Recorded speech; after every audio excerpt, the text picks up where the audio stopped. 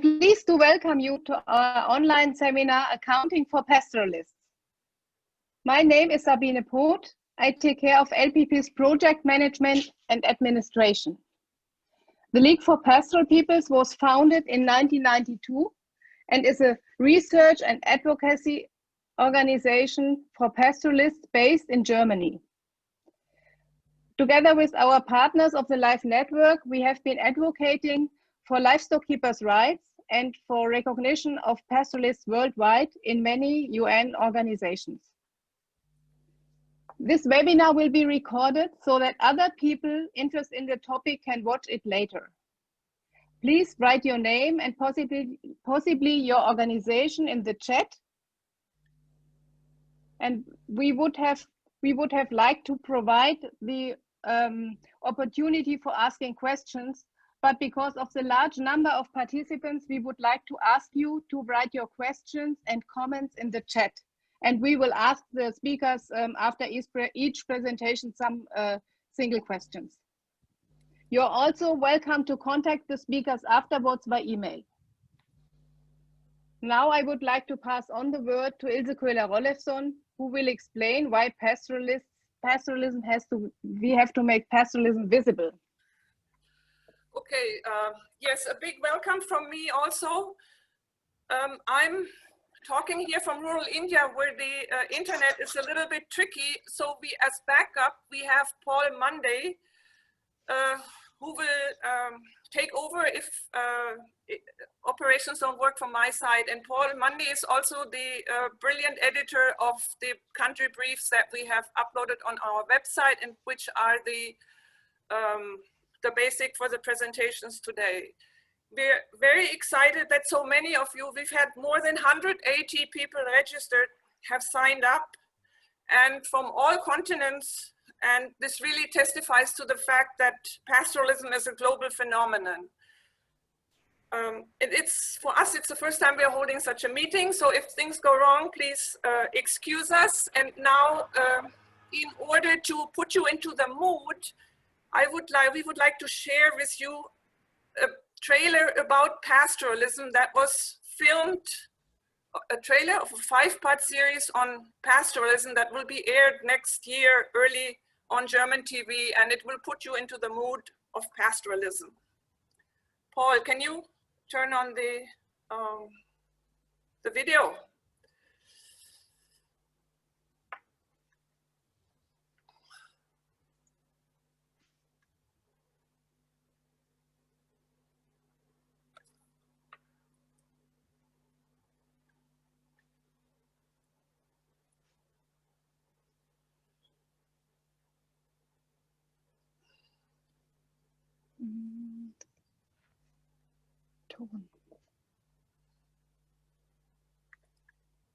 There's no sound. No, I don't have sound.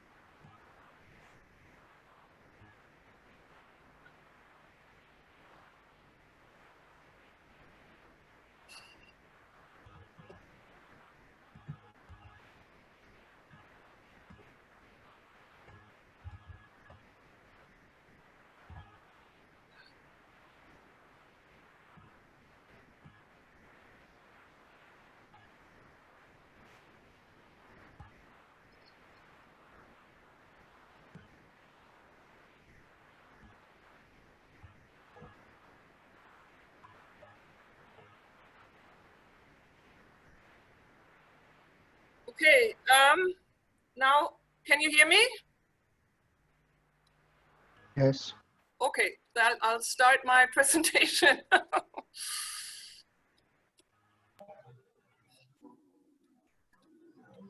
And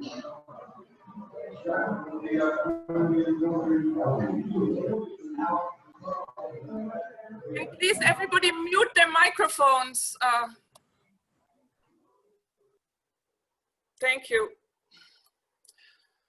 So yes, my presentation is about accounting for pastoralists. We actually started out with counting pastoralists, but then we thought it's much more sensible to actually account for pastoralists and why we have to make them visible.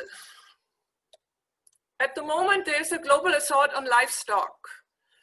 And scientists are telling us that the best way to save the planet is actually to stop eating meat and to go vegan. And that's certainly true.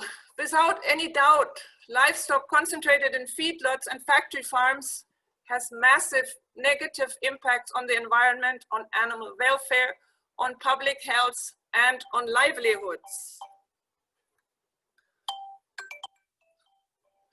But pastoralism is different. It's an alternative way of raising livestock with nature. It is high animal welfare. It is solar powered. No fossil fuels are used to grow, protect, harvest, process.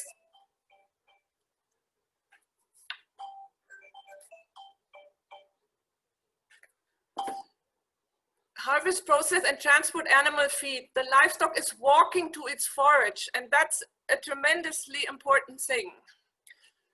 Pastoralism is also low risk with respect to pandemics. The animals are genetically diverse. They are disease resistant, they are dispersed instead of concentrated, and are healthy because they are allowed to move. It's a fallacy, you know, thinking that if we keep animals in a stall that they can remain healthy. They don't. Pastoralism also nurtures biodiversity. No native vegetation needs to be replaced by monocultures. The droppings of pastoral animals, they foster the insect life at the bottom of the food chain. It's a way of regenerating landscapes. I think we can really make an argument that pastoralism is much better than plant-based. It's also, and few people realize this, it's also an extremely efficient way of protein production.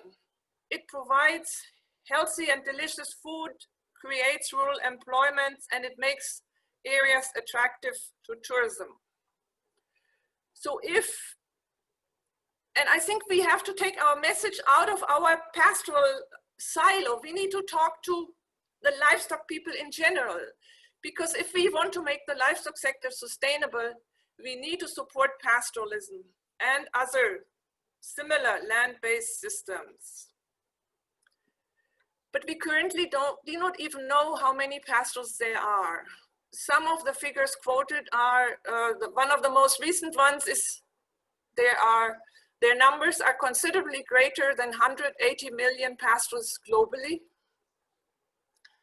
And the IPCC, the International Panel on Climate Change, last year they published their latest assessment, and they said potentially 1 billion people are dependent on rangelands. So this is why pastoralism is important. And actually, I'm going to stop my presentation here and ask our first speaker, which is Maria Rosa Lanari from Argentina, to give her presentation. I'm just trying to close my screen here. Can somebody? Maria Rosa Lanari, she is a researcher in animal breeding in the National Institute for Agricultural Technology, experimental station in Bariloche, Patagonia, since 1993. And since 2018, she leads INTA's National Program of Genetic Resources and Breeding, which includes not only animals, but also plants, forests, and microorganisms. Maria Rosa's professional focus has been on Argentina's animal genetic resources, traditional management systems, and the breeding of small ruminants. Maria Rosa, you have the floor now. Thank you, Ilse, for your introduction. I will share my screen. Wait. So.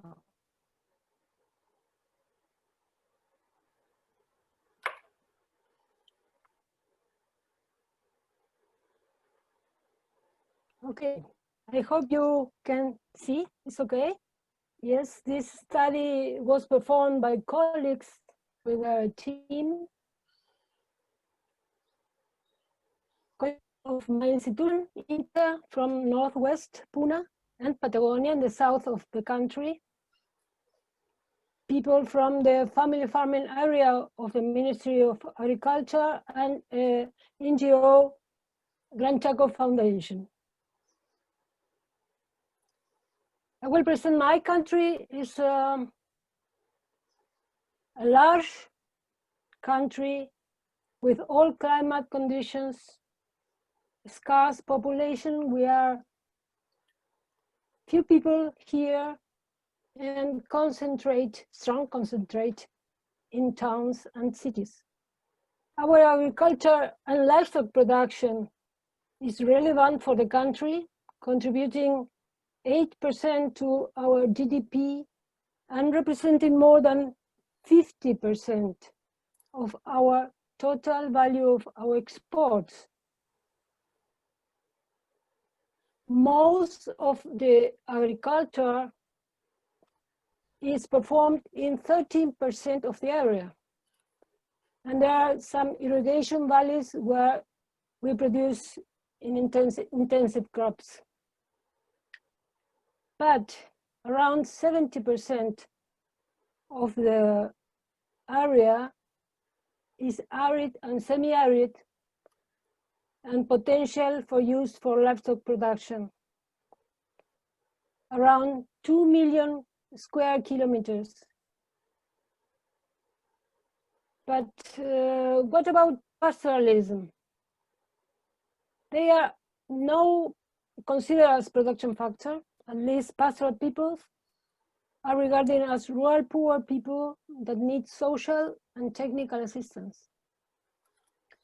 The sector is associated with family farming, raising local breeds of cattle, sheep, goats, camelids, donkeys, horses for self-consumption and trading in local and informal markets. Typically, family farmers are diversify their economy, having different species and products. So here, the country in the south of South America, you see a green part and the semi-arid is the most of the area of the country.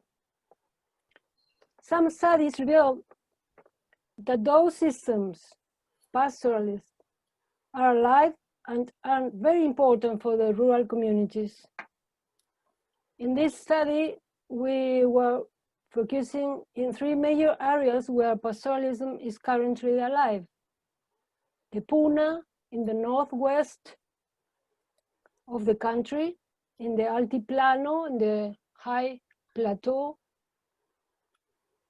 the dry forest of Gran Chaco here, and in the Andean range in Patagonia, and we will tell you about this transhumant system in north of Neuquén, North Patagonia.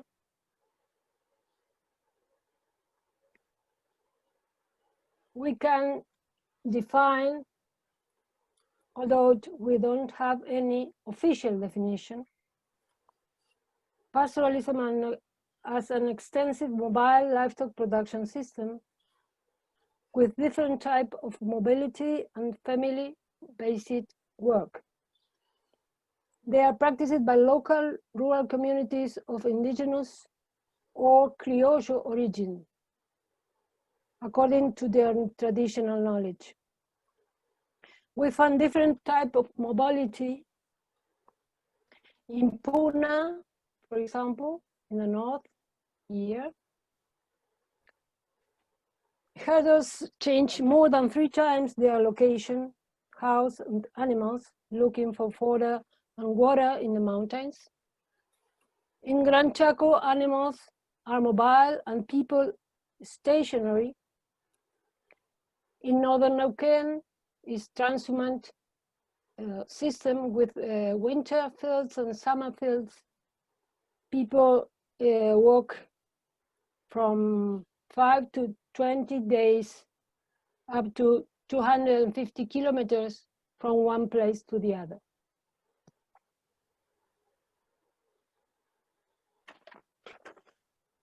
What about information? We have found a contrast between data of livestock trading and exchange in the commercial sector, which is very accurate, and in the opposite, data of pastoralists are invisible. Censuses are performed every 10 years, but they do not provide information about the production systems. Mostly official data give information of number of farms and animals by species. Nevertheless, estimation based on field data, studies, and crossing different official databases could give us information about breeds and family farming. Estimation based on the last census suggests that in the country about 30 to 35,000 households are pastoralists. According to some studies, it was estimated that especially llamas, that is our domestic camelid, South America camelid, and goats are in this type of systems, being cattle and sheep less represented. The products of these systems are very typical and traditional, and we can see meat from llamas, goats, sheep, and cattle, fiber in the north, in Gran Chaco and in Patagonia. They are very typical, this type with indigenous roots, very typical for Mapuche culture. Cheese also is a traditional and very requested by tourists in the Puna. And what about contribution? What is, I think the more important contribution is to keep genes. So these people is responsible that local breeds are alive in our country.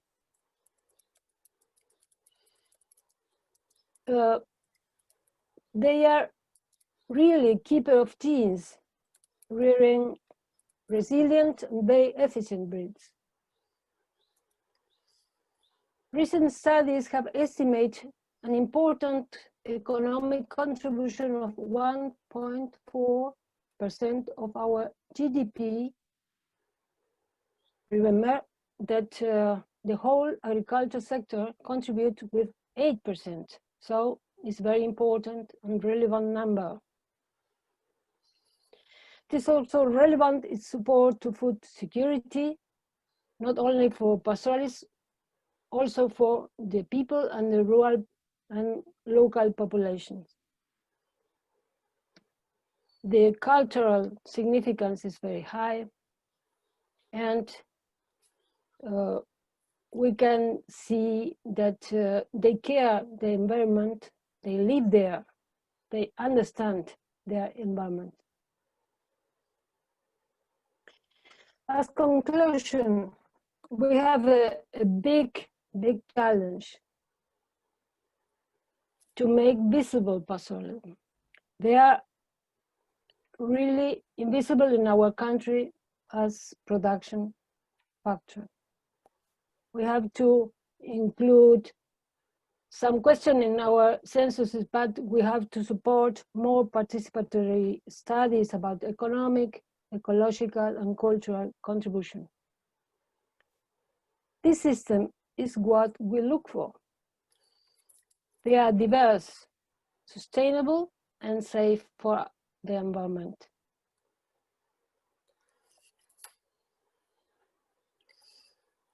Thank you very much for your attention. Thank you very much, Maria Rosa. Great presentation. And now, are there any questions from in the chat, Sabine? No, I did not see any questions in chat. Only I wrote in the chat that we will publish the presentations on our website. I gave the website address, but there were no questions to Maria Rosa. Okay. Are there any questions? You can still write questions in the chat. Yeah, and we can ask maybe at the end. We can ask those questions. Yes. Okay. So we'll go over to the next presentation. It's all in alphabetical order, and the next presenter is Evelyn Matthias from Germany. She's a veterinarian and pioneer of the field of ethno-veterinary medicine. She has more than 30 years of experience in international livestock development, working in 26 countries and with NGOs, universities, and international agencies such as FAO, GIZ, and ILRI. She currently works for the German Association of Professional Shepherds. Evelyn, please go ahead.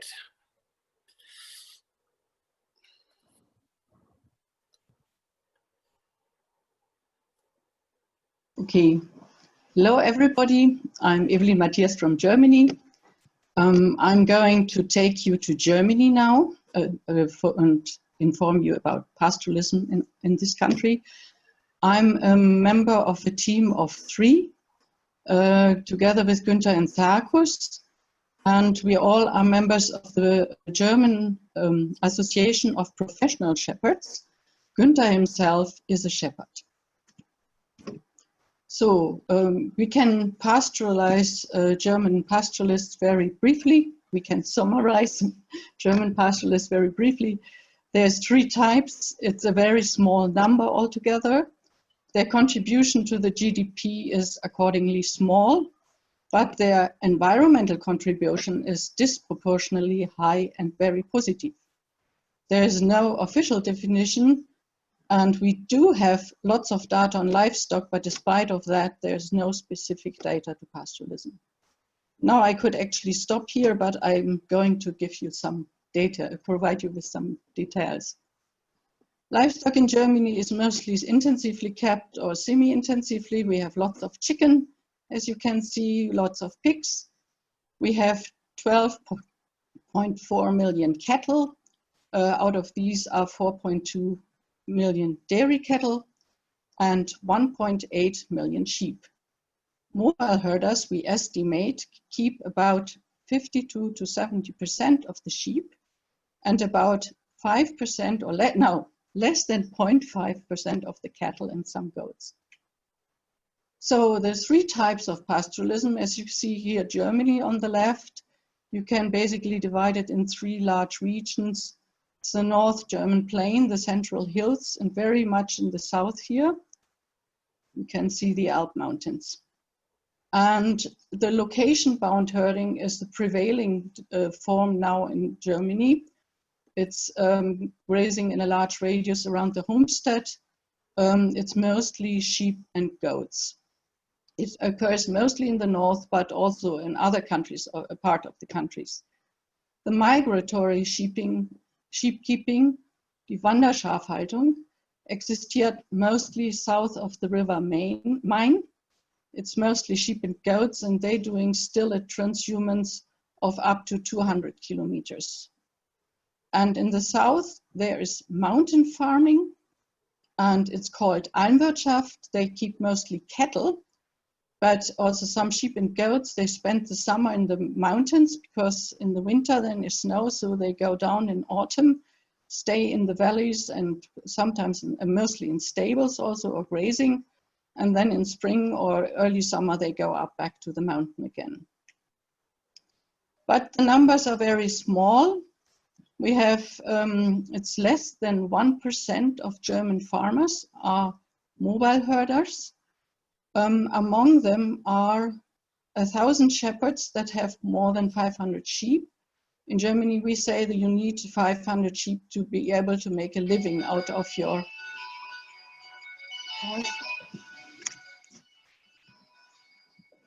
I'm sorry, I'm in I'm at a friend's house and we didn't know they have a phone in the room. Sorry for that.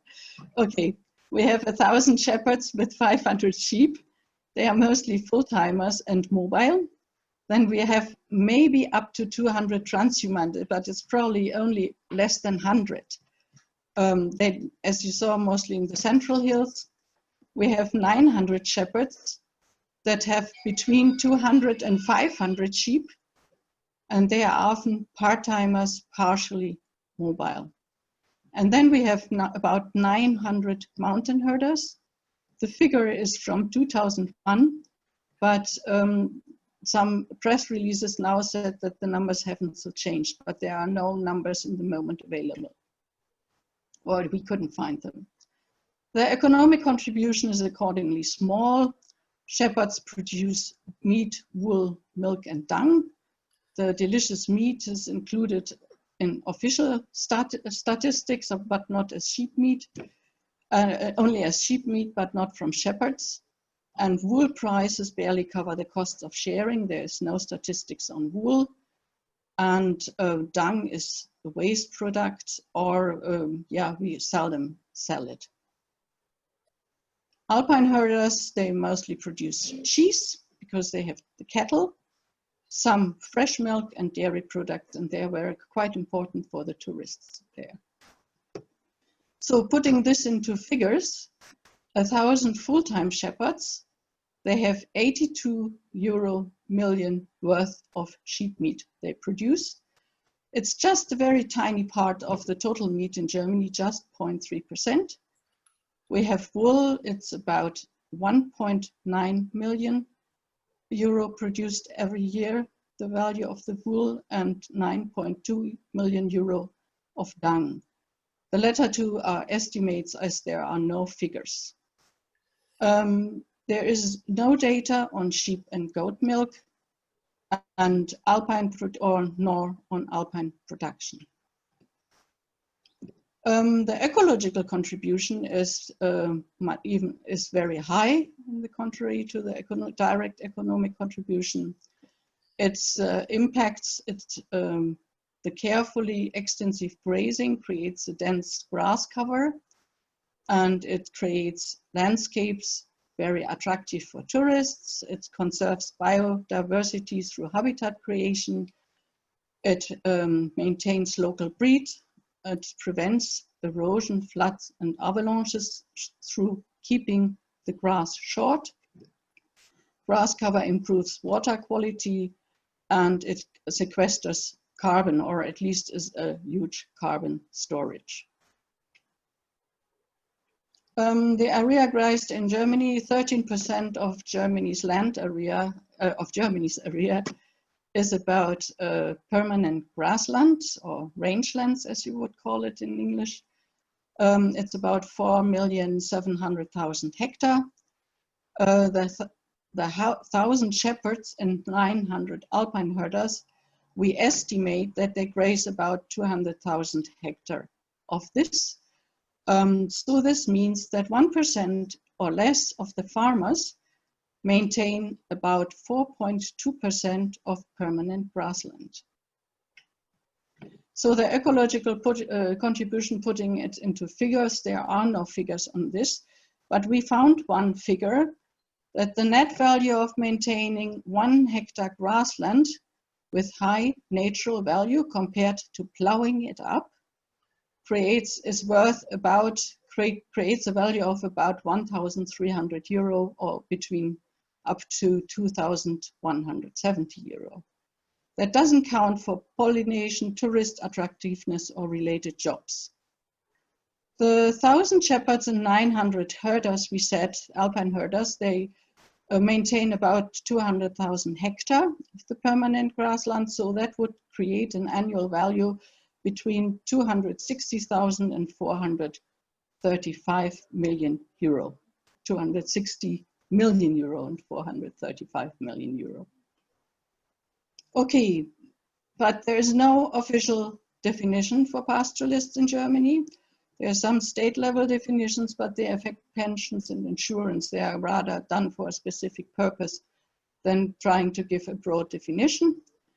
Shepherds themselves, if you ask them what is a Wanderschäfer, a mobile shepherd, its characteristics are mobile herding and grazing, at least in part on land owned by someone else.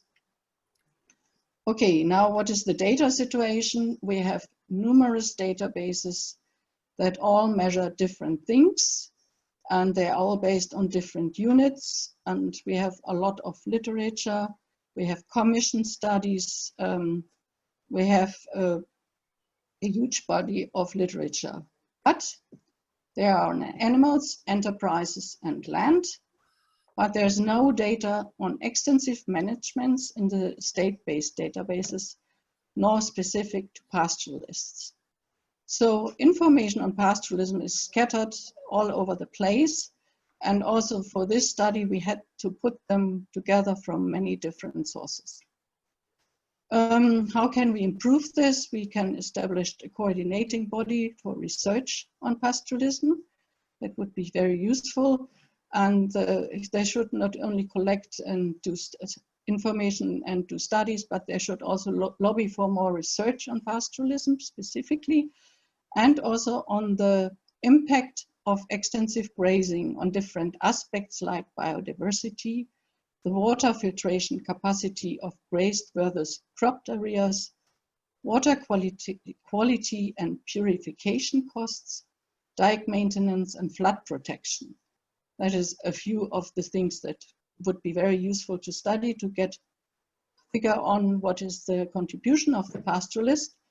And now things that would help pastoralists in Germany is adequate payments for ecological services instead of cost replacement as it's in the moment, less bureaucracy, marketing support, appropriate legislation, and to buy their delicious products. Thank you very much. Thank you, Evelyn. I mean, it's so fascinating to see how pastoralism is looked at in Germany so differently. You know, it's looked at as a biodiversity conservation measure, and that's actually how most of the German pastoralists make their income. They get some payment, not enough, but they get some payment from the government. Are there any questions? I think there are some questions in the chat now. Yes, there's one question to Evelyn. The questions to Maria Rosa I'll put later. First we take the questions to Evelyn. There's a question from Elisabeth Katushave from Uganda, and she's asking to Evelyn, since there is intensive farming in Germany, why are these livestock keepers still practicing pastoralism in Germany?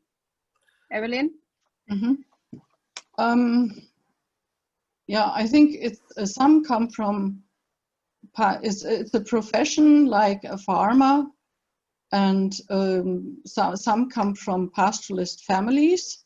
They have done it for years, and there's now also some newcomers that are people who are, how to say, who want to get to a life where they can be with the nature and with the herds. And but as you can see, it's a very tiny minority, so it's decreasing every year. And okay. It's just, for some people it's attractive, like many people have different professions. It's like a combination of caring for your animals, of caring for the nature, but it's hard work. It's hard and work, and you have to make long hours to keep your sheep nourished. Okay. There's a second question to Evelyn from Chloe Stahl-Lane. And the question is, are there agricultural or environmental policies in Germany to support pastoralism or to continue to be viable? Yes, we do have pastoral. I mean, the pastoralists in Germany do get support. That is what they always stress. But actually the support pays for 60% of their annual income in the mean for those who do landscape management. Some support every farmer can get if he cares for land as a whole, but if you do specifically ecological grazing or other things, you can earn a bit more, but it's usually cost replacement. So as the prices for the meat is very, very low, rising the price would help, but of course that is against the market rules. And so they hope that they can be paid adequately for their ecological services rather than getting the cost replacement that I described earlier, not counting the long hours they have to put into to maintain the grasslands. Okay, one last short question, Evelyn. Ilse, can we make another question? Yes. Okay, cool. Okay. For Evelyn, how are you managing in Germany promotion of pastoralist products? Do you have any special prides, trade rules, or ecological markets for these products? Yes and no. I mean, there's no specific or if there's sometimes small group of pastoralists who get together and do marketing, but usually the sheep gets sold to the bulk of the sheep gets sold to a trader, and that depends on the market price, even though they try to lobby for higher prices for the quality, but they compete with others there. But what brings more money is the direct marketing. Their prices, you can take higher prices. And actually now during Corona, the direct marketing has greatly increased compared to the time before Corona. That was actually going very well during this period. So pastoralists would hope that the direct marketing can be also increased and that they get better prices in the regular markets. Okay. Thank you. I think there are some more questions. I think we can take them either afterwards or we will perhaps answer it later together with the speakers per email, for example. Yeah. Okay. Yes. Okay. But let me just add one thing on to what Evelyn said about marketing. These German professional shepherds, they have a website where you can order your mutton from the shepherd that is nearest to you. And I think they also have cameras also, so you can see how the sheep are actually kept. And I think it's a brilliant idea. So now we're going to leave Europe. We're going to go to Africa. We have Dr. Jacob Wanyama. He's going to present on Kenya and Uganda. Dr. Wanyama is a Kenyan national and a veterinary doctor, and he also has a master's degree in environment and natural resource management. He is the founder of the Life Africa Trust and has worked with ITDG, VetAid, Vétérinaires Sans Frontières Belgium, and is currently the Eastern and Southern African Sub-Regional Coordinator of Prolinova. He has also a special interest in ethno-veterinary medicine, community-based animal genetic resource management, and pastoralism. Dr. Wanyama, you're on now.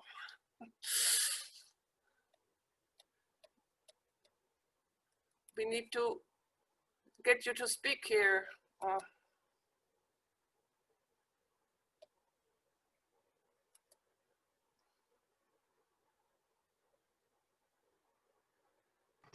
Oh, sorry, I had unmuted, yes. Okay, thank you very much, Ilse, for this elaborate introduction. Mine is going to be a bit different because I was looking at two countries, let's say Kenya and Uganda, and the issue was the same, to find out what is the situation with the data in terms of pastoralism. Okay, so just hold on. I'm trying to make that PowerPoint thing. Okay, So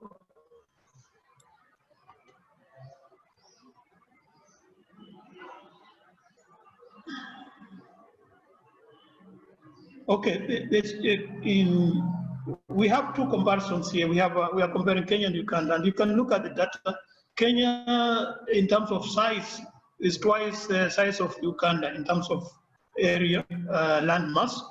Population-wise, also, population-wise, strangely, they are not very different. So you can understand that Uganda is a bit well placed in terms of environment, better rains, and much of the land is agricultural. Again, looking at the pastoral areas in Kenya and Uganda, you can see they are very specific in where they dwell, where they live. In Uganda, we have these also areas, arid, semi-arid, or rangelands, in other words, that cut across the country diagonal, and they are called cattle corridor. In Kenya, it is the also areas, arid, semi-arid areas, and these are more in the north, but a bit of it also in the south. If you look at if you want to describe the pastoralists of these two countries, you will have to think about the ethnic groups that identify themselves as pastoralists. And in Kenya, we have like about 8 of them, the ones that are known mostly, but we have also subgroups, smaller groups. The most famous, of course, is the Maasai. People know about that, and also the Somali, in terms of population-wise. But we have others like the Turkana, of course, you've heard about them. And in Uganda, you might have heard more about Karamoja, but we also have other communities there. We have the Bahima in the south, and we also have like the Eteso, and these are people who are keeping cattle. That's what they are called cattle. They are found in these cattle corridor areas. As I said, you can actually find them in different localities. In Kenya, we have 13 counties. We count them the subunits of Kenya's administrative structures.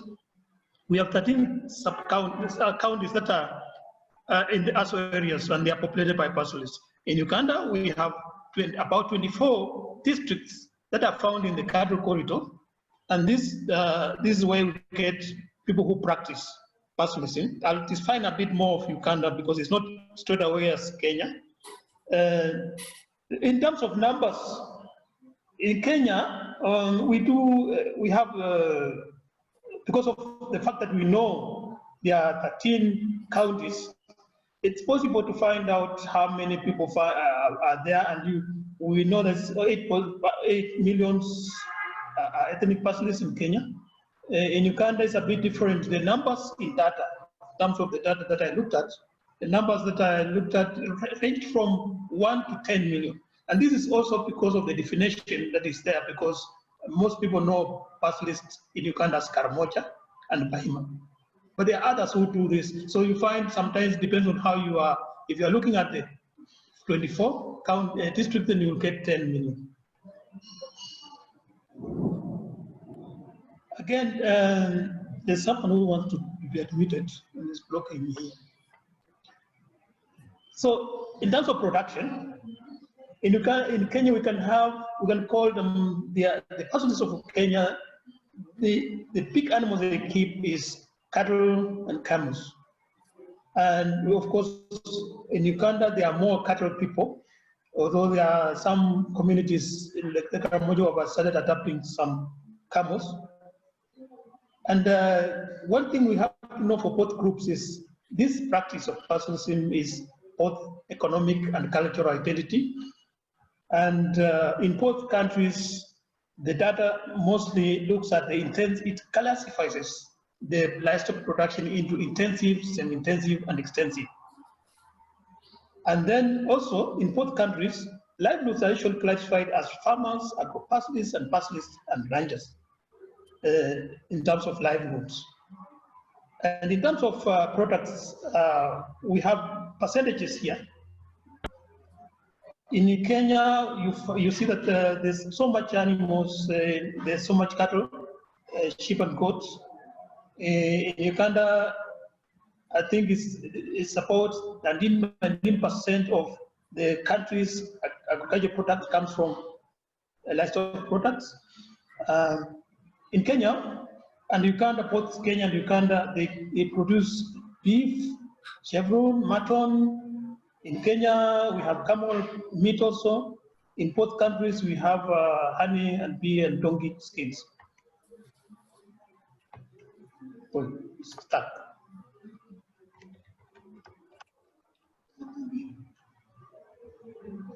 What?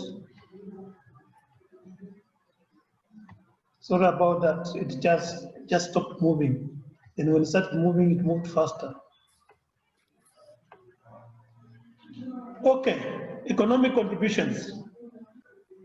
I look at the data by Benke et al. I think that was like the most elaborate analysis of the values of the livestock products in the two countries. So it was a project by ICAT, and it gives figures here. In Kenya, livestock products from pasture areas account to 2.4 billion, compared to the country's amount is 4.1 billion. So it's about almost a half, actually it's a half of the country's economic contribution. In Uganda, it's a bit low. We have 0.9 or 3 billions. And you can see all this as a result of different products: milk, live animals, meat, manure, and blood. Blood is accounted for in Uganda, but it wasn't accounted for in Kenya. In Kenya, we had figures for manure. In both countries, we have pastoralists also. Livestock from pastoralists provides financial services. And this is in terms of sharing. For example, one pastoralist providing an animal to cover for a cost of another person to be paid back. It's more like financial services, and it's like an insurance kind of system. Now, in addition to the figure there, Nyarike of in 2019 also looked at a system. First of all, I have to mention this one was using a method of product-based estimation, where you look at the product and you estimate the amount that the product is provided from pastoralists and calculate the cost. Here, another approach was on not economic evaluation. This is now one approach which looks at all the pastoralist products, not just livestock, all the other things that come from pastoralists, ecological services and other things, and be able to calculate the total contribution from these areas. That is called total economic evaluation of pastoralists. And from these figures, it was 1.4 billion and for livestock products. Other products, which were 8% of the total product, it was 0.9. They come to 1.13 billion. I want to share with you that the one product that is never accounted for, that is tourism. This is normally not put into the pastoral products kind of outcome from the pastoral areas. In Kenya, you can see 2.5 billion comes from pastoralists.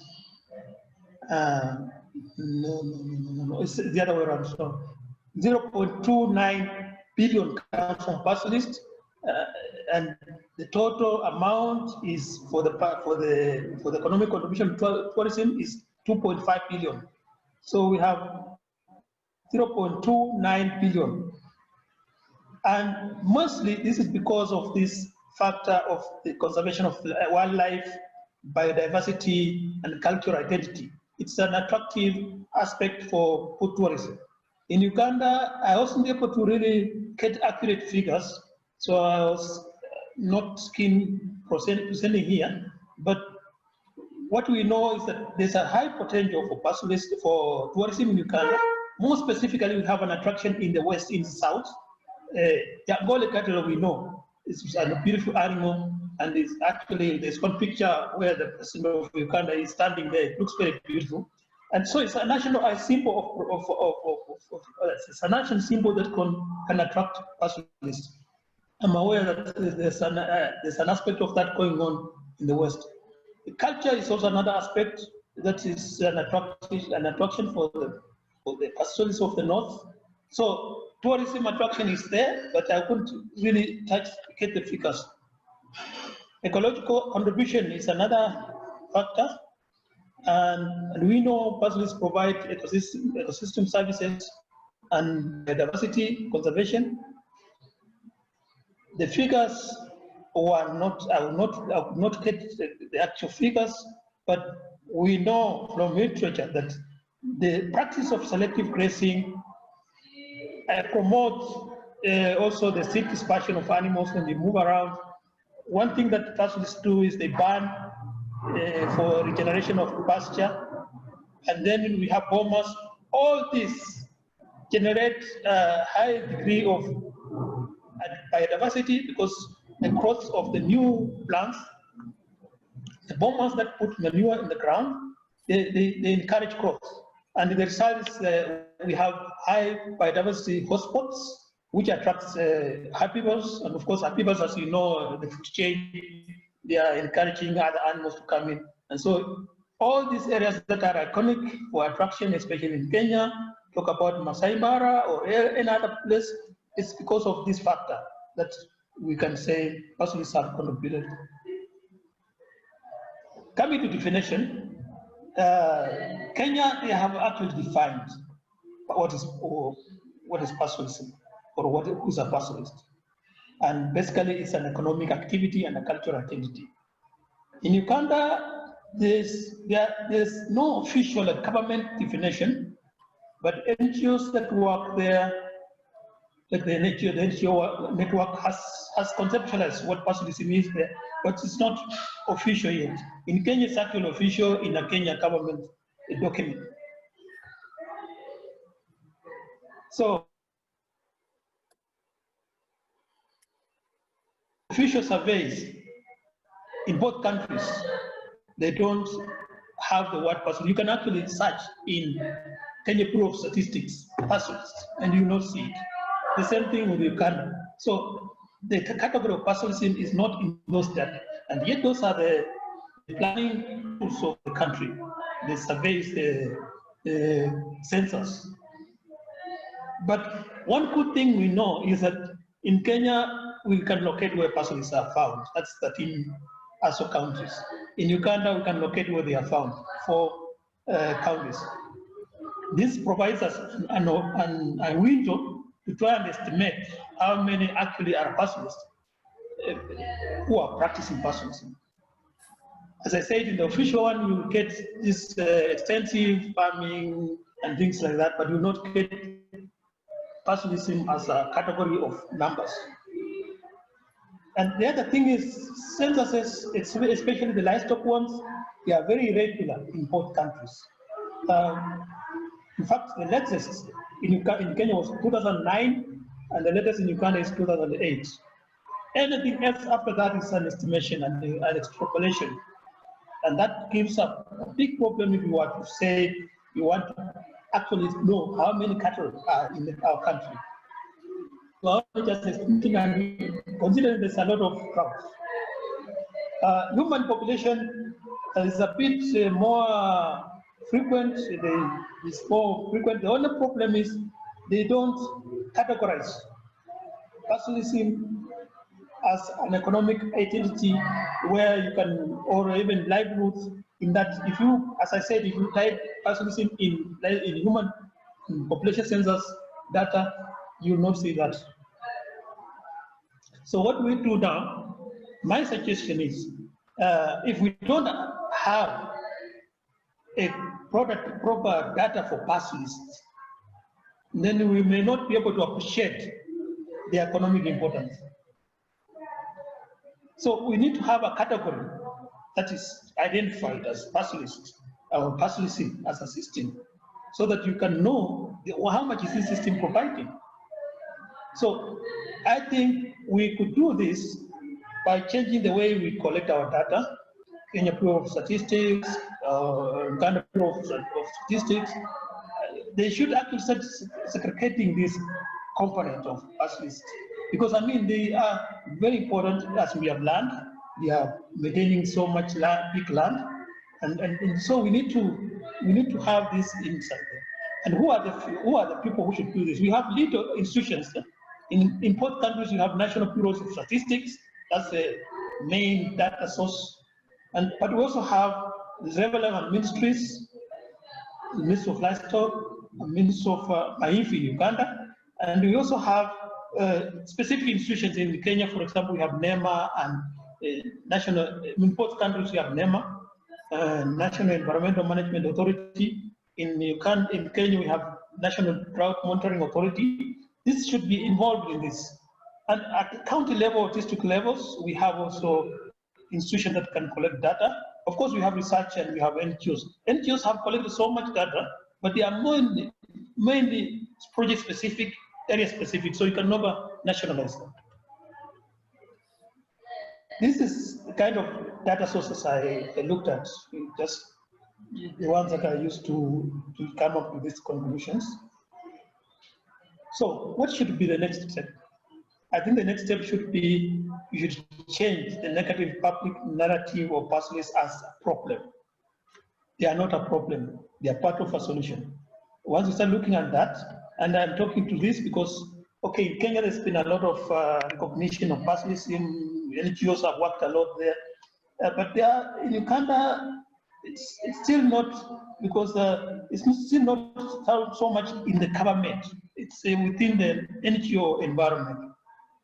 So, and sometimes they are mistaken. If you talk about Karamoja area, I'm sure my colleagues who might be watching this, they will agree with me. People will always think about the conflicts there, you know, the insecurity and those kind of things. Just the same as us in Kenya, when you talk about the north, you think about the cattle rustling and things. We need to change this. And we can only change this by improving our data collection system so that data speaks more.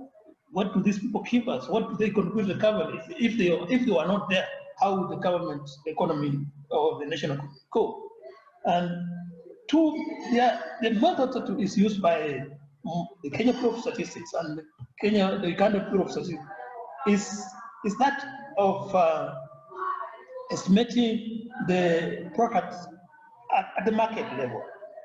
But we can also have another way of looking at things by looking at the total economic evaluation, which is a whole data collection system that can, or estimation system that can give you the actual figures.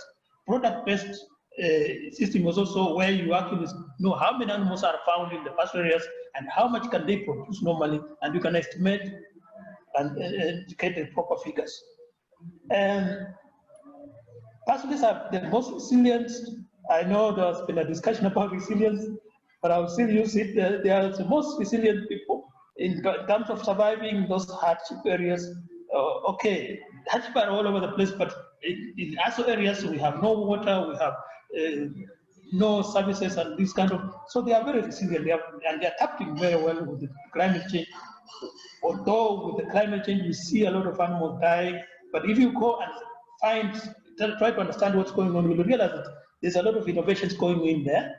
Many people are now even changing the herd structure from the normal structure they used to have, cattle, sheep, and goats, to keeping camels, for example. And others are also looking for alternative livelihoods. So we need to build on this resilience. I think that's all for now. Thank you very much.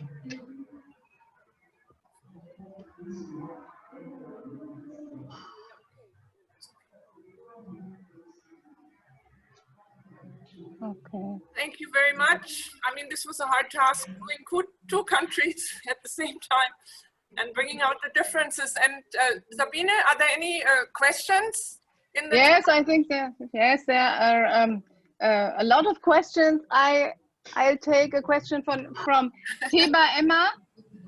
Can you hear me, Wanyama? Is my microphone on? Yes. I'm okay. hearing you. Okay, I have a question from Teba Emma. And she says that it's interesting that pastoralists would have more land space than in Kenya. In Uganda, more land space than in Kenya. But why is the Kenya government more accepting to pastoralists than the Uganda government? Do you have an answer for that? I think I can only say maybe in Kenya we had a lot of NGO activity in terms of pastoralists, and it is starting from Oxfam, working in the north and raising these issues with the government officials, and to create a different picture of what pastoralists are. And also in Kenya, I have to correct this, Kenya has the largest portion, 70% of Kenyan landmass is pastoralist area. So you can understand that big math, the government has recognized and has been able to start understanding the value of pastoralists. And we also have politicians who are actually from those areas, and they have really lobbied a lot. For many years, we had the Kenya Pastoral Forum and things. In Uganda, they are still coming up, and they still have an uphill movement. There are NGOs that are working on the Penha, for example, and other NGOs. But we still have that problem of going towards settling pastoralists and creating ranches. And with some experiences that Uganda is getting, we have already gone through that. I mean, in Kenya, there was ranches and bad experiences. So, but Uganda is still looking at pastoralists as a settled system. Maybe this is because a large part of Uganda has is got crop production area, large parts of it. So it's unlike Kenya, an area which is just dry and you cannot grow crops. I hope I've answered correctly. Okay, thank you. And there's a second question from Andrew Toka. We have to monetize to the pastoralists their great contribution to carbon sequestration. Pastoralists are fighting global warming. How do we increase payments to pastoralists? Difficult question. Okay, because I may not be an expert in this carbon or the red system, but what I know about is that even these other areas that are settled, it's not easy to account for the carbon sequestration. That system is not really very perfect yet. And then transporting it to pastoral areas and accounting for the sequestration, the system of payments, the system of identifying who is going to get is still not worked out. I know there are projects by FAO and other organizations that are doing that. So it's an area that I think, as a beginning, if we correct our system of data collection, and identifying, like even census, for example, you can conduct a census and you're targeting homes. When pastoralists are mobile, they are next time they are in the other country. If we can correct those, it will be the beginning of now coming down to what actually do they do in terms of this data. So basically what I'm saying is it's still not clear. The system is still not very clear on how to do it. Okay. Okay, thank you very much. Okay, thank you. Is a question to Maria Rosa. Do we ask afterwards or now? What do you prefer? I think afterwards is better. Okay. Thank you, Wanyama. Thank you so much. And now we are going to the last country study, which is on India, and it will be presented by Kamal Kishore, who is an animal scientist from Himachal Pradesh in India, coordinates the rain-fed livestock network and has worked with the Foundation for Ecological Security over the last decade as an advisor on animal husbandry issues. Kamal has used his expertise in sheep breed to diversify into value addition to local wool and is founder of Kulu Karishma, a local enterprise that provides jobs to hundreds of local women. So, Kamal, where are you? Are you there? I'm there. Thank you, Elsef. I'll share my screen now.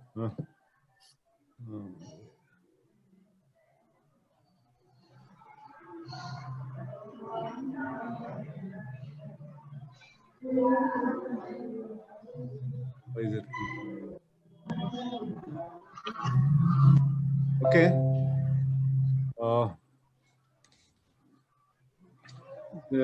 We start this accounting pastoralists. I'm presenting the India report. But I'm not alone in this venture. This whole thing started in early 2016 when we were discussing pastoralism in the country.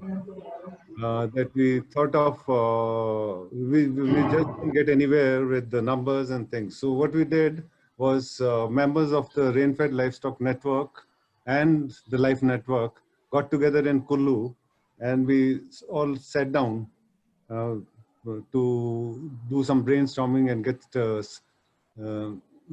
get a hold on what exactly pastoralism is all about.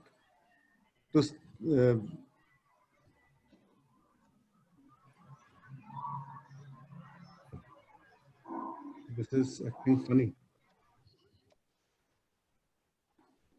Why is it not moving? I can't move this. You can't move it. I don't know. I can share it from my screen. If you can't move it, It's stuck. it's stuck. Okay, let me. Shall I start? Okay, okay. Why don't you do Want that? to try, or shall I? No, it's just not working. It's like frozen. Okay. But can I stop sharing? Let me hope it works now. I'll stop sharing. Huh? Yeah. Can you see it now? I mean. Yeah, I can. So you can, then we can go on to the next slide. Yeah, okay. Yes, there it is. Okay, so the first question which came up when we sat down together was, whom are we calling pastoralists? How are we defining or the pastoralism in the Indian context? So after a lot of thought and brainstorming, we came out with this definition. The livestock has to be, the pastoralist has to be dependent on common pool resources. He has to be mobile, and the primary income has to be from livestock. And the pastoralism is very traditional, not in hundreds of years, but in thousands of years in our country. So the whole basis of pastoralism is based on traditional knowledge systems. And more often than not, it is also associated with specific breeds. So they're actually the gene keepers of the country. The whole diversity depends on the breeds. So go on to the next one, please. No, wait 1 minute. No, it's stuck here too. How can that be? I don't know.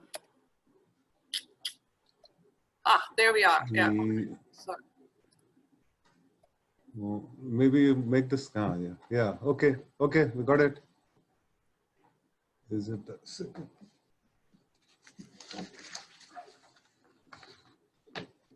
So our pastoralism in our country is, they're basically invisible. I mean, nobody sort of sees them. They see them, but they don't see them. Like, if you, for example, all our India is famous for movies and song and dance movies. And if you see those movies, invariably you'll find this pastoralism, goats, sheep, or cattle in a couple of frames.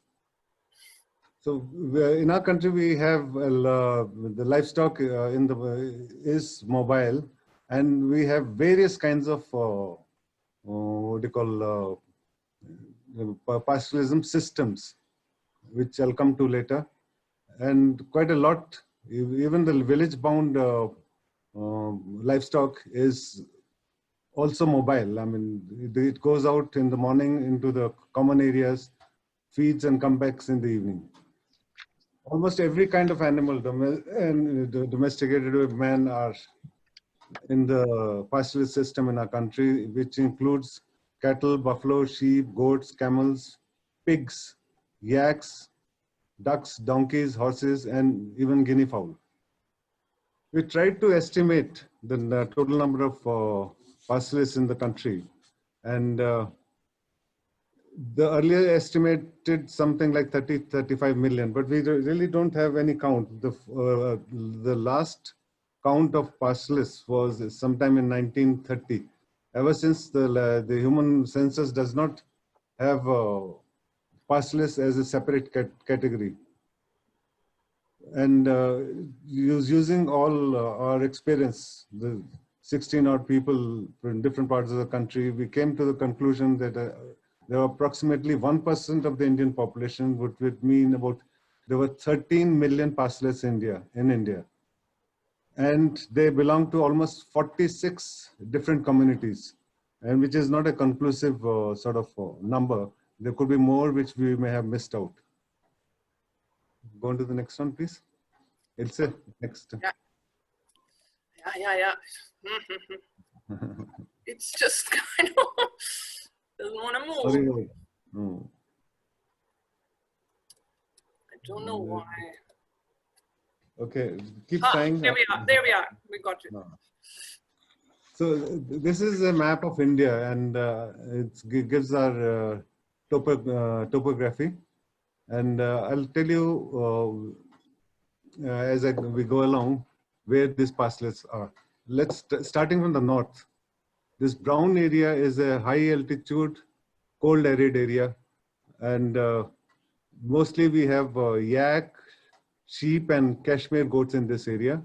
If you come down to this lower belt, which is also again in the Himalayas, this green portion here, we have alpine pastoralism here, which means all the sheep, goat, and buffaloes, they go out into the alpine pastures in the summer, spring and summer, and they're back into the lower hills, foothills along here, along these plains during summer. This central portion is irrigated and is what is called the granary of India, which feeds India basically. And but this area is also used by the pastoralists coming from the semi-arid areas, cattle and sheep, who will be browsing on fallow fields or in between cropping, and of course other areas like river sides, canal sides, and all. And further to the if you go to the west, this is the arid area. It's a part of the Thar Desert, and we have pastoralism here also, mostly sheep, goat, and cattle. And to the southern portion here, you'll have a lot of buffalo pastoralism also. The other circle, this is a semi-arid area, which is a much larger part. It goes right down up to the south. And here we have all kinds of pastoralism here also. Sheep, goat, cattle, horse, donkeys, you'll be finding them in all these areas. The duck pastoralism happens around the coastal area here, and they will go into the rice fields post-harvest for feeding. In the humid area also we have pastoralism, and this is mostly rice fields and forested areas. But we have goat, cattle, buffaloes, and the pig pastoralism is pretty common here also. We'll go to the next slide, please. So what were the data sources? So we basically used the 19th livestock census. In India, fortunately, every 5 years we have a livestock census, and it's been happening regularly since 1930. So this, while in 2016, the census for 2012 was sort of fresh, which meant it was published sometime towards the beginning of 2014. And this was used to calculate the number of pastoralists. In addition to this, we use the breed survey report, which is we are also doing in our livestock census. We are also recording the breeds of the animals, so which helped in identifying areas and places where, or the breeds which would be with livestock keepers or which were in stall fed. Where data was not available or it was confusing, the 18th livestock census there, which was 2007, was also used. Next one. So if you look at the numbers, this is in millions. So almost cattle, buffaloes, sheep, goat, camel, pig, and donkey, yak, all are in the pastoralist system here. Okay. We don't have. One sec. I'll just give you the figures.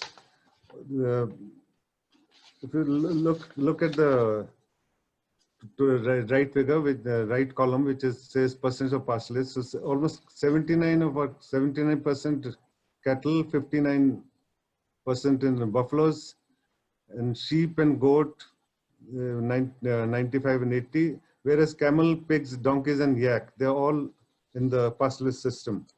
So if you take the overall number, this works out to about 77% of our livestock is in the pastoralist system. Next, please.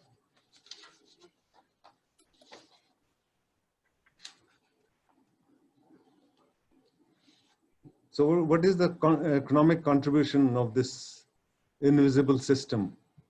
The pastoralism produces almost 53% of our India's milk, and they contribute almost 74% of the meat.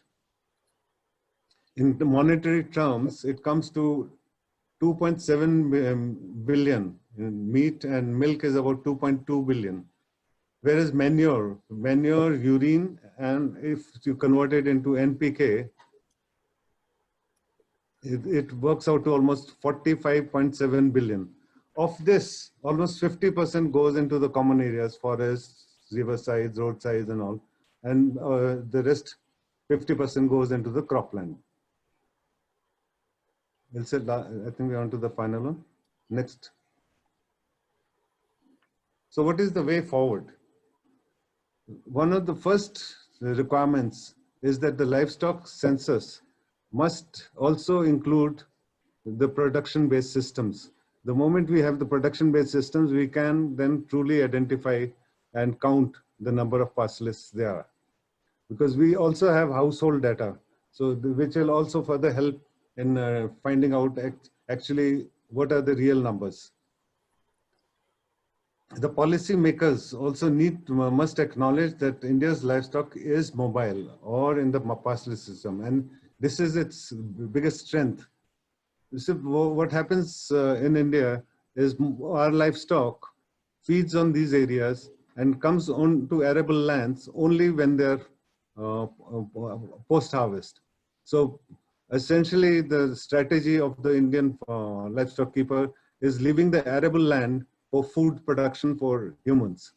Only about 1% of the land is actually used for fodder production for the stall-fed animals, which have been introduced in the last 30, 40, 50 years. But still, about 1% of the land of the arable land is used for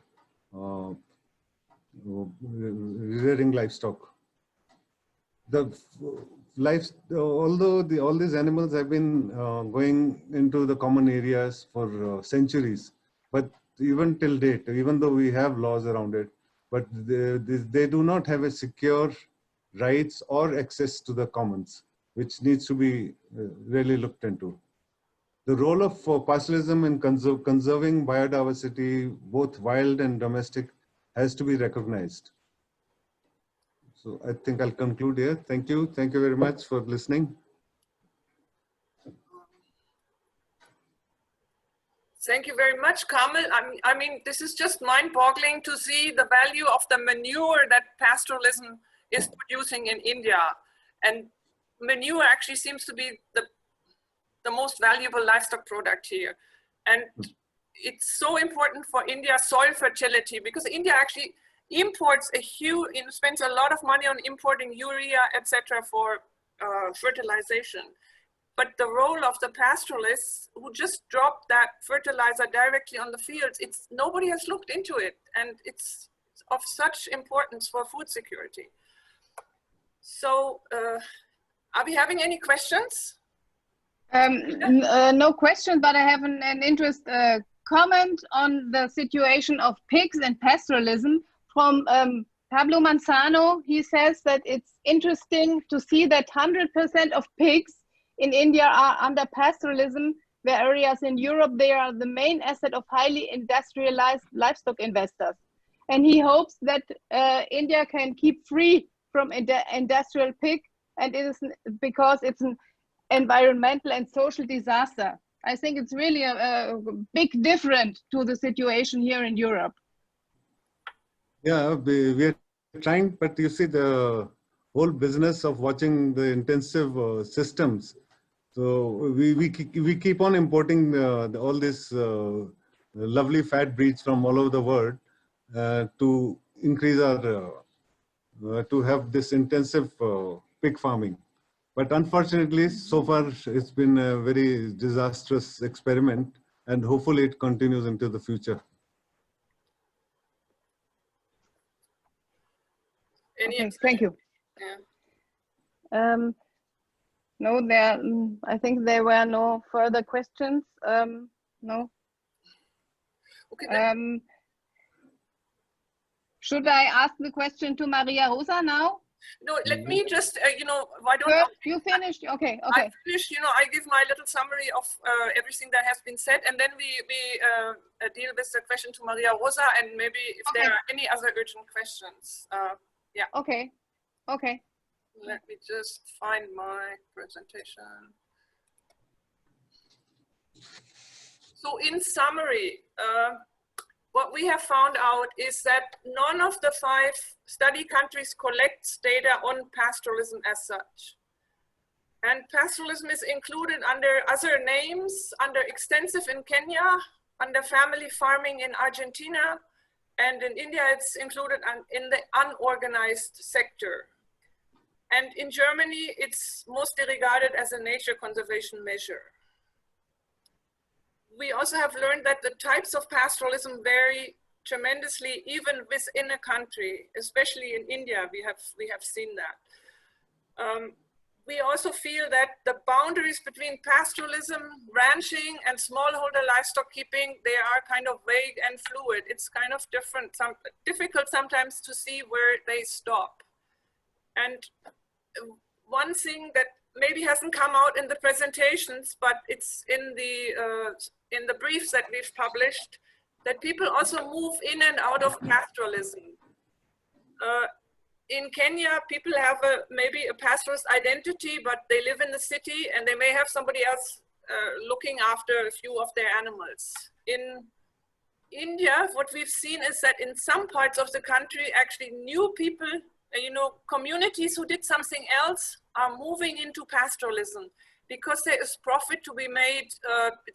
There's a lot of demand for meat, sheep and goat meat. So people who've had other professions, they are moving out, whereas the people with the pastoralist heritage, they are often moving out. So among the Raika community, for instance, we estimate only 20% of them are still pastoralists. So there is this difference between ethnic or traditional pastoralists and practicing pastoralists.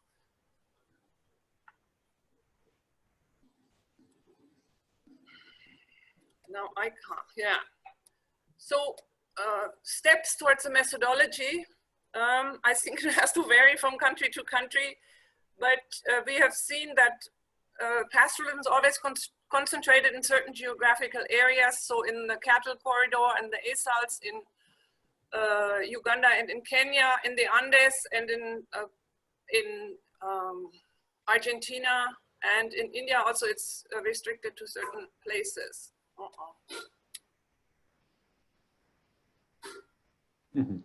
We can also, there are data, and then we can, if we make educated assumptions and we overlay them, we can come to some kind of educated guesses. There are, in many countries, there are sample household surveys, and they tell you how, what's the average number of animals. And if you use that in the pastoralist areas, you can come to some conclusions. There are lots of project related especially in Kenya, I think. And they have to be pieced together somehow. But what's really important is, I think, is transparency. I mean, if we publish some data or we make some statements, then we need to be transparent about how we arrived at them. So for instance, with respect to India, we are fairly certain about the calculations about the percentage of animals kept in pastoral systems, whereas the 13 million pastoralists it's guesswork, basically. It's guesswork. I mean, we can't really say. But I mean, if we pool resources and look at the issues from different angles, I think we can do better than at the moment. Now, we don't know how many pastoralists there are in the world. So our recommendations are, we believe that FAO actually would be ideally suited to start collecting data on production systems. FAO is always collecting data from countries, but normally it's just the numbers of animals that they're collecting, or the amount of product, or the amount of exported or imported, but they're not collecting data on production systems. And this is, I think we should really advocate that they start doing this. The second point here, discuss a uniform definition of pastoralism. I think that's kind of difficult, as we see in the ongoing discussion there in the Pastoral Knowledge Hub and CELEB mailing lists. But I think the discussion is important and we need to go on with it. We should also build the capacity for collaboration between local pastoralist organizations and research institutes to obtain and analyze data. We also think that this true cost accounting, which has, for instance, been done for Kenya, that this kind of approach must be applied more frequently. True cost accounting with respect to the livestock sector would mean that you don't just add up, the benefits you have, like the output, but you also calculate the negative externalities. And if you do that, if you enter that into the calculation, that will actually bring out the advantages of pastoralism over industrial systems. It's also something that the FAO could maybe spearhead.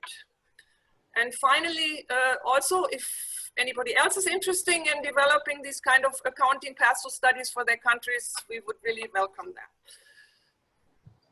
And yes, so I want to thank you all for being here for so long, and long live pastoralism. This photograph is from Peru. Thank you very much for your attention. And now I think we'll come to the question for Argentina and any other questions that you would like to have discussed. Ilse? Yeah. There was a question to Carmel, still to India. Yeah.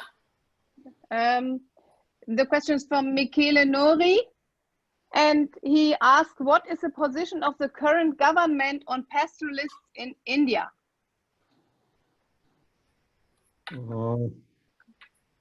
Let's answer that, yeah. Well, it's not changed. It's been same since the beginning. There's no change, or there's nothing new about the position of pastoralism. They're just not recognized. It's not recognized as a different category, and it's never been that, nor the president or the earlier government, nobody recognized that. Yes, of course, one of the greatest things which has happened in the present government is that we have a separate Ministry of Animal Husbandry. So like the earlier with the two ministries together, the animal husbandry used to get sort of a stepmotherly or whatever treatment. But with the full minister, full-fledged minister, equivalent to the agriculture minister, it definitely is getting more attention and budget.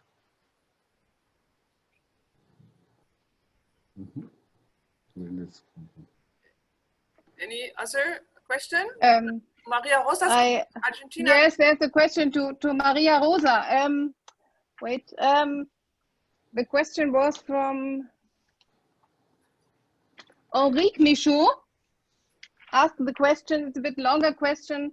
In Peru, for our governmental agency, production and productivity are more important, and it has a negative impact on pastoralism, as most projects are focused on changing this breeding to become more productive. Some problems have appeared as genetic loss, for example, promotion of white alpacas for industry and consequent less numbers of natural colors and llamas. How is Argentina government managing this issue? Hey, thank you for the question. Yeah, you hear me? Yes, I can hear you. Okay, okay. Okay.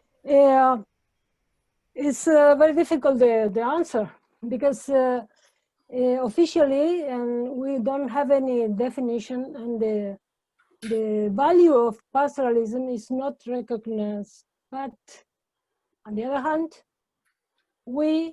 our team, for example, we belong to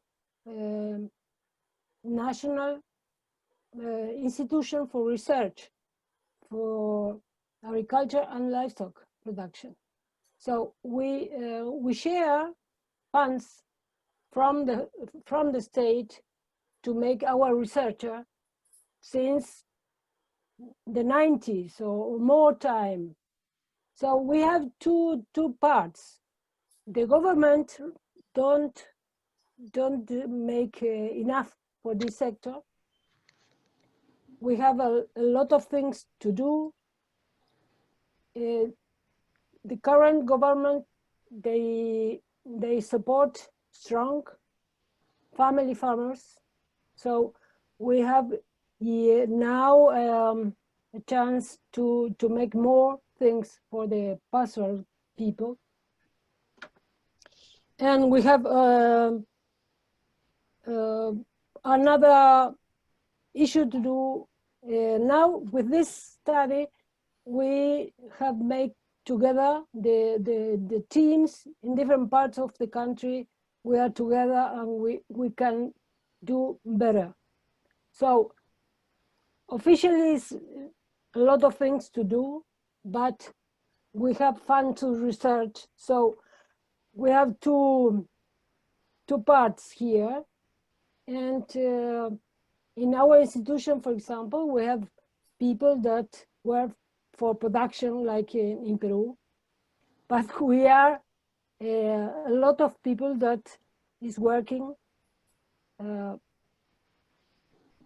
since many years in this sector, and with support. Thank you for that great answer. Okay, there's a more global question to all of the speakers except from India, who, as Carmel just explained. And Miralini Paul asked the other speakers to share in brief what is the situation of pastoralist rights over the areas they graze and mitigate to, as in terms of tenurial security. What a short brief of the situation in their country. Is Wanyama or Maria Rosa, for example? I start. It's different. We have our state is a federal republic, so each province, each state have another regulations for land tenure. So for example, in Neuquén, where we have this transhumant system, the province Neuquén have a law about transhumance. It's the unique province that have regulate this system. So this law protect the corridors, both places, winter and summer fields. So it's a good example for state regulations. In other parts of the country, it's not so clear most of these people is pushed out for crops and for other uses of this land. Yeah, is in the last 20 years was very important. They are push these borders of our agriculture area to cultivate, for example, soybean and so on. Yeah? There, the people is in danger. Yeah, clear. But it's different in each area. Yeah? Thank you. I Anyone else? Wanyama, would you like to say something? I didn't get the question. You know, can Sabine repeat? Please. Could you give a brief description of the situation of pastoralism in your country? What is the situation of pastoralist rights? For example, the areas where they graze and mitigate, and in terms of tenural security. Short description of Uganda and Kenya. What is the situation? Well, Kenya, we have a new constitution that is in place. Okay, it's been here for some time, which has a bill of rights, a specific bill of rights that deals with the rights of everybody. Now, also we have an act of parliament, Community Land Act. Actually, it's part of the land reform that we have divided land ownership in Kenya in different categories. There's a private, there is government, and there's community land, which communal land. Communal land is actually the one which covers the pastoral areas. That means the land owned by all the communities that are, or the tribes that are in that identify themselves for that. That protects them, which means that kind of land cannot be divided and sold as private unless the whole community agrees. So those things are in place, but in practice, we still have a situation where many farming communities are looking for, or even pastoralists themselves are looking for areas of doing agriculture where we have now land being divided.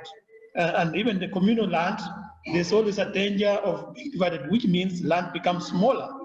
So we have squeezing of the communal land into a smaller area. In terms of accessing communal land, if it's a communal land, it's a community that makes decisions on when, how to access. In fact, what's going on in Kenya also, you have the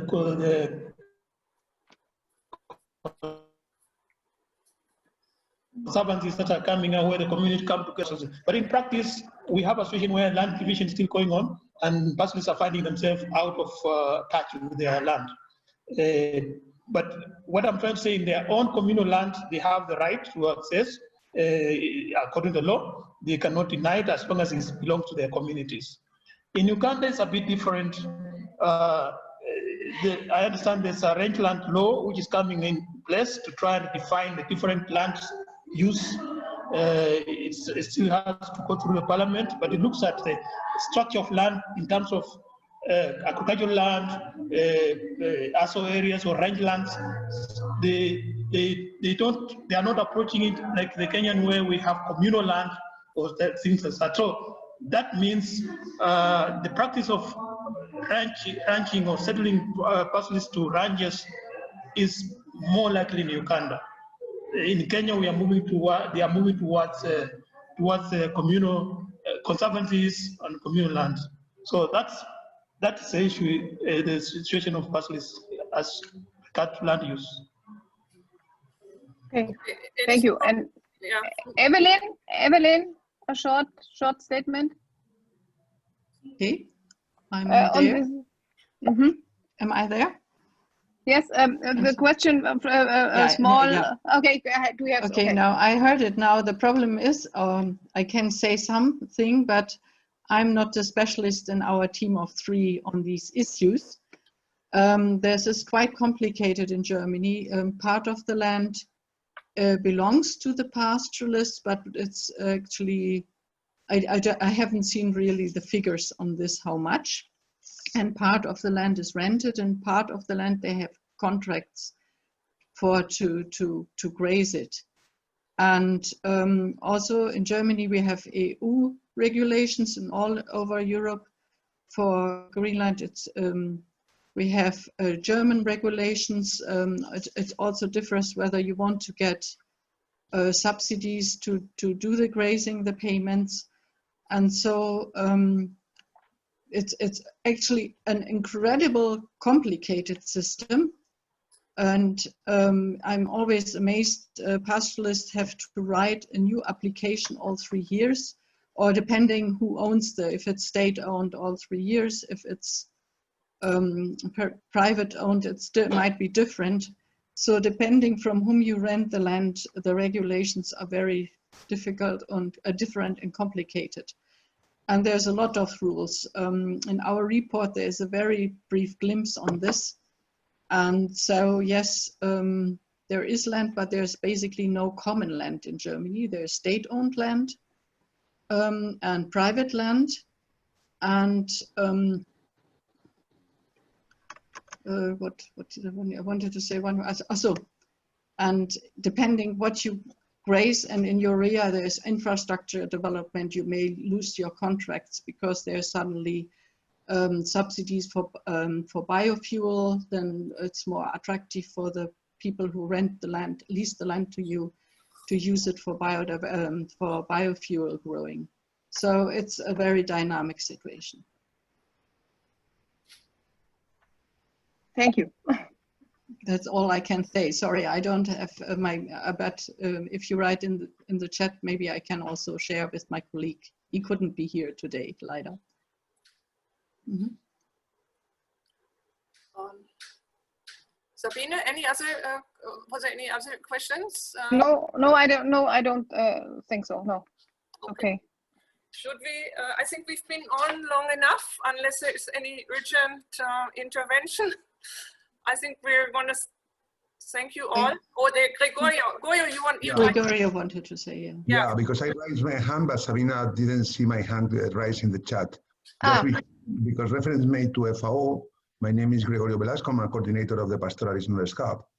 And I would like to just to mention the project that we were implementing on aligning with this project that Ilse and all of you implement for collecting data.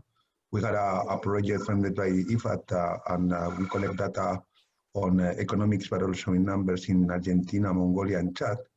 And so we are all in the same track of trying to really know the reality of pastoralism in any of the countries. And it's a reference made to the figure given by Maria in her presentation when you are pointing out of 1.4% of the GDP and made reference to Grand Chad, Fundación Grand Chad and CIRAT, but doesn't mention FAO. But by the way, we will to publish the final report under the FAO publication, so the reference will be possible to make it in a short term. And referring to your question, Ilse, about and it's true, and we agree from the Pastoral Knowledge Hub because we were together working on it, and it's about the livestock census FAO does in any single country, and to how to collect data by production system. It's true that it is really a good idea, and we need to advocate within FAO also to reach that point. But I have a difficulty because in the same list of recommendations you made, the second recommendation, it was about the definition of pastoralism, which I consider is quite a specific context. So it will be quite difficult to have a common definition for all different pastoral systems. And if we don't have this definition, and on the top of this, you mentioned in your presentation that the barriers in between pastoralists, small livestock keepers, and agropastoralists are really bad. So we need to work a little bit on the ideas and the recommendation, because it's easy to say, no, FAO, you have to collect data on production system, and you have to pastoralists also. So we need to help. We need help on that, and from my point of view, it's quite context-specific, the definition of pastoralism. That's why we will never agree, maybe, on a concrete definition of pastoralism. because it's completely different from country to country. In Argentina, we see 3 different completely model of pastoralism, which is one of them is also the same we have in Spain or in Europe, which is the one in UK. But then we have the Puna, where it is completely different system. So just only this contribution, because I have to jump in on another meeting. I really like it. I really thank you for the invitation to be part of this meeting. And I really like to see how among all, I'm giving effort from all of the people here and outside there, we can really put pastoralism into the agenda and have a real relevant data on it. Thank you very much, Ilse. Thank you. Thank you, Gregorio. Thanks a lot for your comments and your support. Is it? Yes, there's another. Yes, another hand, Pablo Manzano. Pablo.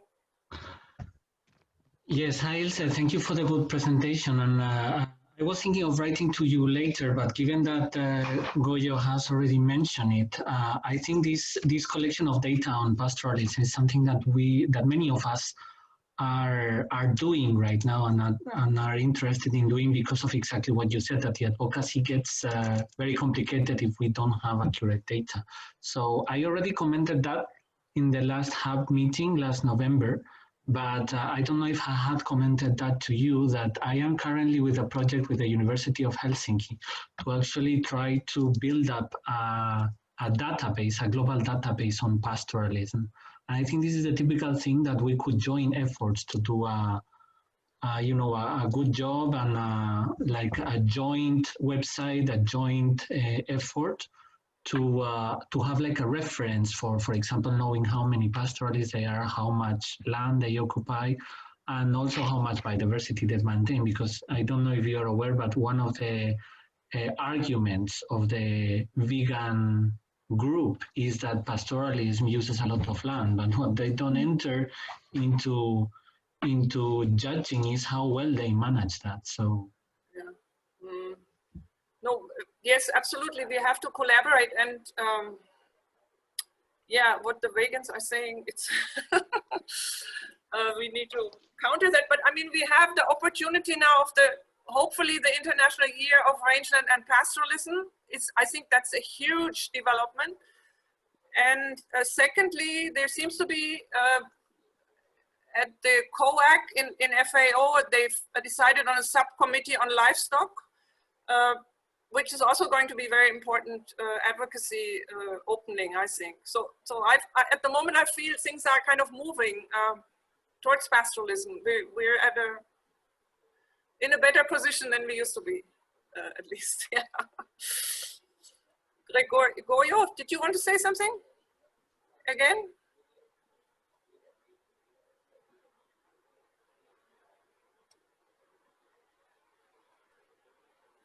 Another meeting.